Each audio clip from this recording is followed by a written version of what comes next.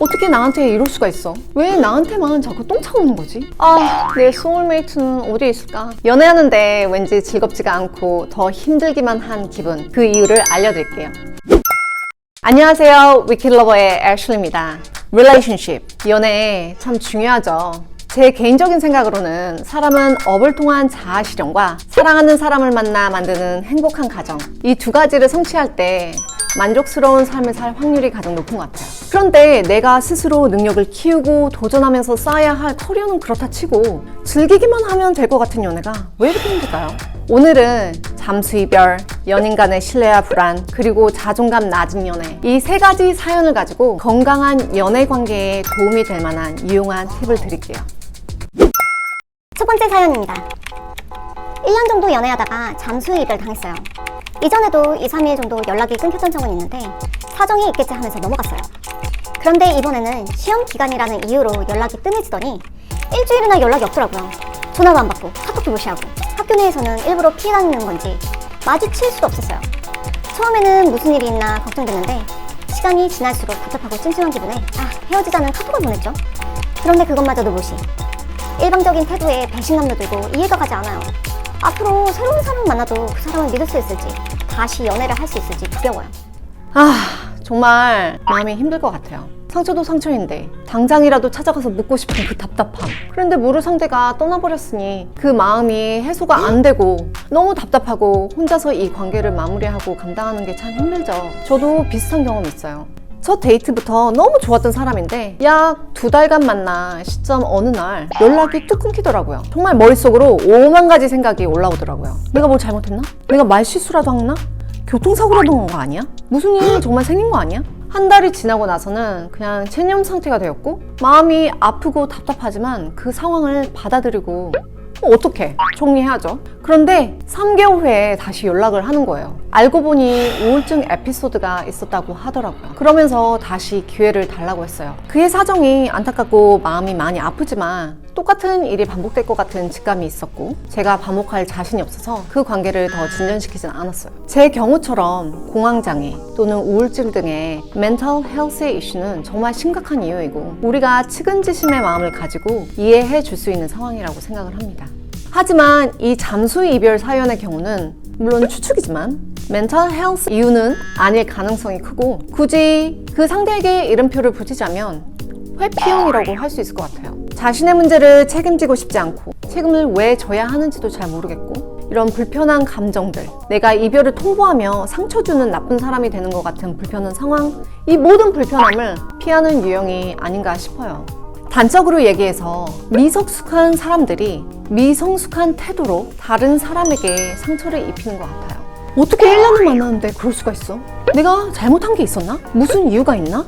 답답하고 너무 좋아했으니까 그 사람의 행동을 이해하고 싶을 거예요. 하지만 이렇게 꼬리에 꼬리를 물고 생각에 빠져드는 거는 도움이 되지 않더라고요. 사실 내가 아무리 머리를 굴려봤자 알 수도 없고 알 필요도 없습니다. 팩트를 볼게요. 1년이나 만났는데 내가 어떻게 느끼는지 중요하지 않은 사람이에요. 그리고 이별에 대한 매너도 없어요. 그냥 그런 사람이라는 걸 받아들이세요. 알아요. 못 자르듯이 이렇게 자르는 게 말처럼 쉽지 않죠. 그리고 마음 한구석에서 믿고 싶어. 내가 좋아했고 행복했던 우리의 기억도 있고 하지만 팩트를 받아들여야 해요. 그리고 정말 부탁하는 건데 스스로 자책하지 마세요.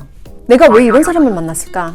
내가 뭐가 부족한 거지? 라면서 자신에게서 문제를 찾으려고 할 필요가 없다는 얘기예요. 그 사람의 문제이지 나의 문제가 아닙니다. 왜 그러는지 스스로를 솔직하게 오픈하고 나한테 이해를 구하지 않는 이상 전적으로 그 사람이 해결해야 할 문제예요. 그럼 이제 어떻게 하죠? 제가 할 수 있는 방법이 뭐예요? 지금 이렇게 방법을 강구하는 게 내 마음이 아픈 시간을 빨리 정리하고 싶은 거잖아요. 하지만 지금 필요한 건 충분하게 아파하는 시간입니다.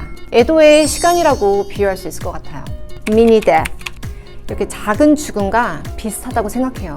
내가 누군가를 사랑하는 마음과 그 사람과 함께한 시간과 에너지, 이 모든 것을 버려야 하는 거니까요. 마음껏 슬퍼하고 보내주고 그 아픔을 온전히 느껴주는 시간을 가지세요.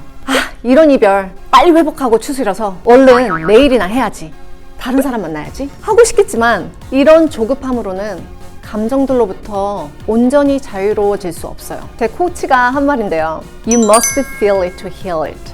치유하기 위해서는 먼저 느껴줘야만 한다.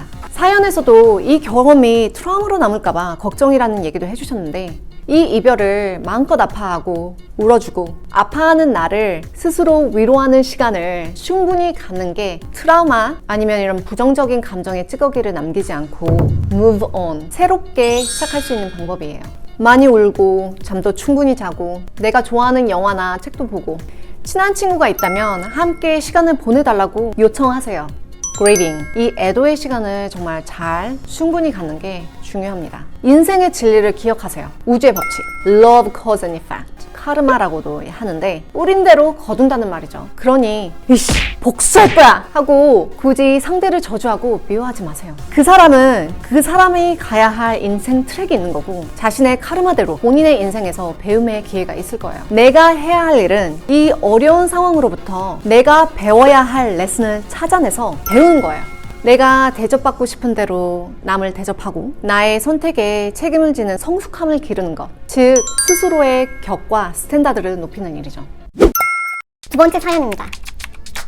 성격도 좋고 친구도 많은 남자친구는 과 특성상 여자 동기가 많아요. 어느 날 동기들과 종강 파티를 한다며 하루 정도 연락이 안 되더라고요. 연락이 안 되니까 좀 불안했죠. 이성 친구들도 많고 술을 마시는 자리니까. 다음날 남자친구를 만났는데 휴대폰을 확인하고 싶어졌어요. 남자친구가 자리를 비운 새 충동적으로 확인해버렸죠. 그런데 그날 함께 있던 여사친과 보고 싶다는 둥, 다음엔 같이 어딜 가자는 이런 메시지를 주고받은 기록이 있는 거예요. 저는 충격과 배신감에 그 자리를 팍 차고 나와버렸어요. 남자친구는 집 앞까지 찾아와 다시는 그러지 않겠다고 사과하고 약속하겠다고 했어요. 한번 믿어보기로 했지만 그 뒤로도 마음 한구석이 계속 불안해요. 남자친구의 SNS나 개인 메시지를 계속 확인해보고 싶고요. 집착하지 않던 저인데 제 모습에서 여유가 없어지고 변한 것 같아 스트레스입니다. 스트레스가 정말 크겠어요.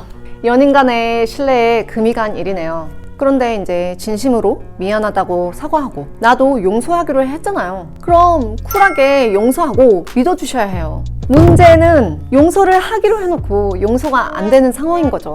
나의 마음과 내가 하는 말이 일치하지 않을 때 우리는 스스로를 가장 힘들게 합니다. 용서하고 싶은데 이미 신뢰의 금이 갔고 사랑하는 마음에도 변화가 생긴 거잖아요. 그리고 계속 불안감을 느끼고 있다고 했어요. 그런데 미안하다고 하고 또 나도 미련이 남으니까 용서를 하기로 한 거죠. 그런데 진정으로 용서하지 못하고 불안해하면서 의심하면서 계속 만나면 결국은 헤어지게 될 거예요. 어디 헤어지는 게 그렇게 쉽나요? 맞아요. 참 어렵죠. 하지만 용서한 척 내 마음이 불안한 상태에서 이어가는 관계는 좋게 진전이 될래야 될 수가 없어요.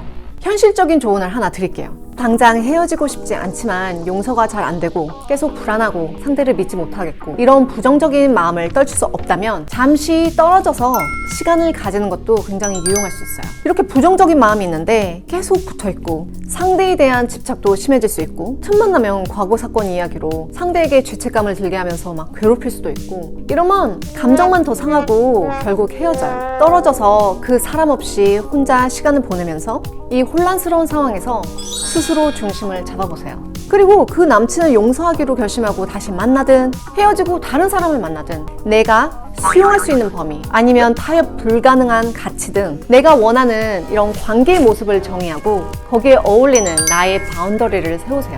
이성 있는 술자리에 가는 걸 허용할 수가 있나요? 어떤 사람은 뭐 여행까지도 괜찮다고 말하기도 하고요. 뭐가 이렇게 맞고 틀리고는 없어요.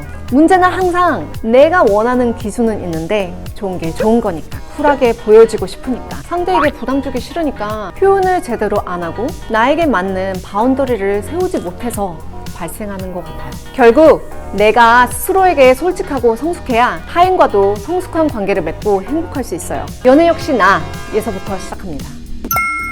왜 이런 말들 하죠? 나쁜 냄새가 제 취향이에요. The biggest bullshit. 밀당하고 나를 안달나게 만들고 쿨하고 괜히 이런 나쁜 남자에게 끌리는 그 느낌이 뭔지는 알겠어. 하지만 그 관계 속에서 러버님은 안정감을 느끼나요? 상대를 신뢰할 수 있나요? 혹은 어느 순간부터 이 불안함을 당연한 거라고 느끼고 있진 않나요? 소위 말하는 이 나쁜 남자와의 관계는 미성숙해요. 물론 개인적으로 정말 본질이 나쁜 사람은 없다고 생각해요. 그냥 다만 나와의 관계에서 나쁜 거죠. 그 사람과 연애하면서 왠지 불안하고 나를 정말 사랑하는지도 잘 모르겠고 내 존재를 소중히 생각하고 있지 않다고 느껴지는 관계라면 10중 8구 그 연애 고민은 깊어져만 갈 거예요. 반면에 내 소울메이트 같은 사람을 만나면 이런 불안함이 거의 없어요. 왜? 그는 나를 불안하게 하지 않으니까. 이성 있는 술자리에 가는 것도 괜찮은 이유가 내가 갑자기 막 쿨한 사람이 되어서가 아니라 나의 상대가 나를 불안하게 하지 않기 때문에 괜찮은 거예요. 저에게 연애의 상대의 기준은 아주 단순합니다. 첫 번째, 나랑 케미가 있다. 두 번째, he makes me feel safe. 나를 안전하게 느끼게 하는 사람이다. 이 안전함이라는 단어를 정말 깊게 생각해 보셨으면 좋겠어요. 내가 안전하게 느껴야 사랑도 마음껏 주고 마음껏 받을 수 있고 함께 성장도 할 수 있어요. 얼마 전 유튜브에서 연애하기 싫은 사람 특징이라는 영상을 봤는데 너무 제 얘기 같은 거예요. 댓글을 보니 자존감이 낮아서 그런 거라고 하더라고요. 그런데 이상하게 연애를 할 때마다 제 자존감이 더 낮아지는 것 같아요. 그래서 연애가 행복하지도 않고요. 남자친구 마음에 들고 싶어서 스타일도 바꾸고 혹시라도 제가 뭔가 잘못하면 떠나갈까봐 늘 눈치를 보게 돼요. 그래도 만족스럽지 않은 제 모습에 얘는 왜 나 같은 애를 만날까? 라는 생각도 들어요. 이런 모습만 보여주다 보니 만나는 사람마다 질려하고 연애도 늘 얼마 못 가는 것 같아요. 저도 이런 제가 너무 싫은데 어떻게 하면 제 남자친구만큼이나 저를 더 존중하고 사랑할 수 있을까요? 스스로도 이미 잘 알고 있는 것 같은데요. 자존감이 낮은 사람과의 연애는 상대방에게 만족스럽지 않을 확률이 커요. 사연에서도 애인이 결국 질려한다고 했잖아요. 우리가 사랑하는 사람한테 원하는 게 뭔가요? 무조건적인 헌신이나 배려가 아니란 말이에요. 서로 주고받으면서 티키타카, 서로에게 힘이 되고 의지가 되고 함께라서 행복하고 더 재밌고 그런 거잖아요. 그런데 만약에 내 애인이 자존감이 낮아. 그래서 나만 바라보고 항상 내가 결정해주길 바라고 자존감 낮아질 때마다 내가 이렇게 다독여주고 으쌰으쌰 해주기를 바라고 자기 취향은 없는지 맨날 내 눈치만 보고 저 같아도 부담스러울 것 같아요. 그래서 제가 생각하기에는 지금은 연애를 할 때가 아니라 혼자 솔로로 지내면서 스스로를 사랑하고 나의 자존감을 높이는 연습이 먼저 필요한 것 같아요. 코칭을 받는 것도 좋고 자기계발 프로그램이나 이제 서적을 사서 공부를 해볼 수도 있는데 제가 생각할 때 가장 중요한 건 스스로 시도해야 해요. 조금씩이라도 매일.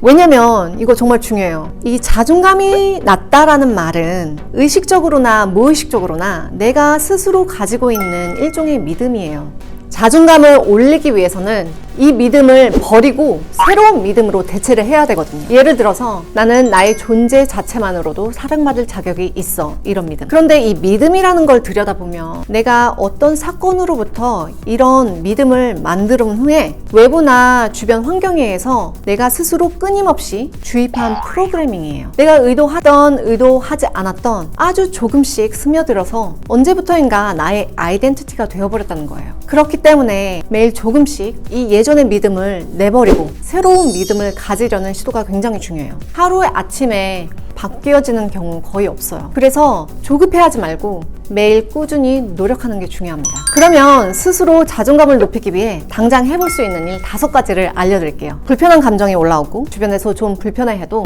한번 해보세요. 첫 번째, 아무리 작은 일이라도 먼저 결정하기. 이게 점심 메뉴도 남들 기다리지 말고 먼저 정해서 제안해보세요. 뭐 거절해도 제안할 수는 있잖아요. 두 번째, 하루에 딱 30분만 내가 좋아하는, 내가 관심 있는 분야에 대한 새로운 지식 쌓기. 이렇게 쉽게 어떤 일에 대한 성취감을 빠르게 얻는 방법으로 자존감을 높이는 데 도움이 됩니다. 세 번째, 약속했다면 약속 꼭 지키기. 특히 내 자신과 한 약속. 네 번째, 이게 더 중요할 수 있는데 동의하거나 하고 싶지 않다면 정확하게 표현해서 거절하기. 다섯 번째, 나에 대한 긍정 확언 3개 정해서 매일 아침 그리고 자기 전에 10번씩 말하기.